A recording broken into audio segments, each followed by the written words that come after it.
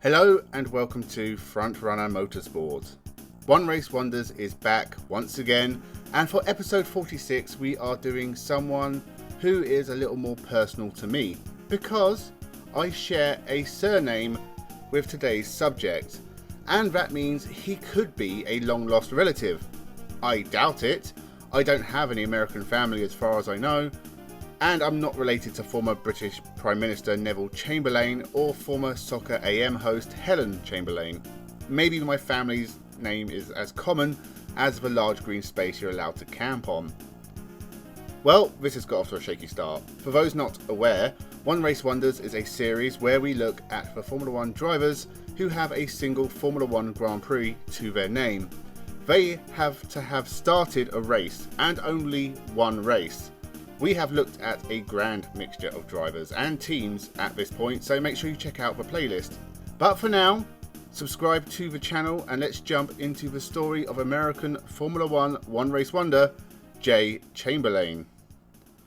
Usually if you have an American One Race Wonder who made his single Formula 1 appearance in the 1950s, then they raced in the Indy 500 back when that race was part of the Formula 1 calendar.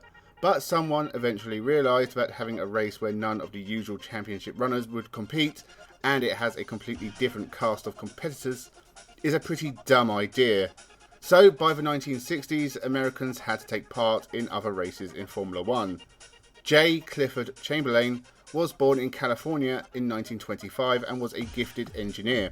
He built a hot rod and competed in dirt track racing, but eventually moved up to sports cars. At the same time, he opened a garage and started selling race-prepared European cars for Americans, building a relationship with Lotus to become the sole importer of Lotus race and road cars in America. He bought himself a Lotus 9 after one of his customers brought one into his garage to get race-prepared. The light and nimble Lotus was immediately successful in the hands of Jay Chamberlain, so successful that Lotus owner Colin Chapman would work out a deal with Jay, who was selling and winning in Lotus cars, to be the sole importer in America. A massive deal for an independent businessman, as you can imagine. The Lotus Elite was released soon after, and was part of Jay Chamberlain's expanding Lotus business, now going beyond just race cars. In 1957, he travelled to Europe to race in the 24 Hours of Le Mans in a Lotus 11, alongside fellow American Herbert Mackay Fraser. The pair would finish the race 9th, but first in the 750cc class. They were also the top Lotus in the race. Jay Chamberlain would stay in France for a sports car race at Rouen, in which he finished second before being badly injured in a race at Reims. He also crashed at Le Mans in 1958 on the Mulsanne Straight, but without injury this time. In 1959, two Lotus Elites were entered in the 12 Hours of Sebring, one driven by Colin Chapman and another driver associated with Lotus, Pete Lovely. The second car would have Jay Chamberlain and Sam Weiss, and unfortunately they wouldn't finish the race. Jay Chamberlain would return to Sebring in 1960 with a team made up of 3 Lotus Elites. One rolled and killed its driver and a photographer. By 1962, Jay Chamberlain had begun racing Formula Juniors in America and took to Grand Prix racing in Europe. I can't find much information on the Ecurie Excalibur team that he was entered under in Formula 1, and can only presume it's a team he set up himself.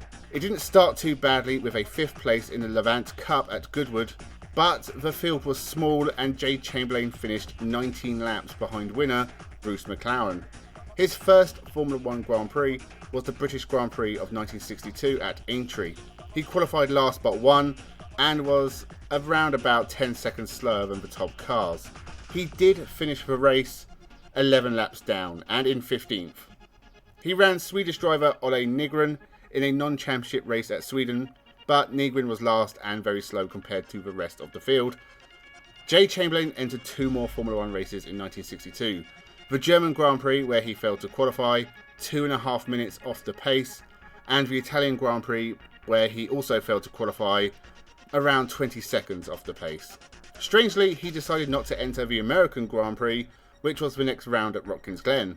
Instead, Jay Chamberlain was done with Formula 1, and with his one and only appearance at Aintree, joins the list of Formula 1 One Race Wonders, more notable as an innovative businessman than a great race driver. Things took a turn for the worse from here on out.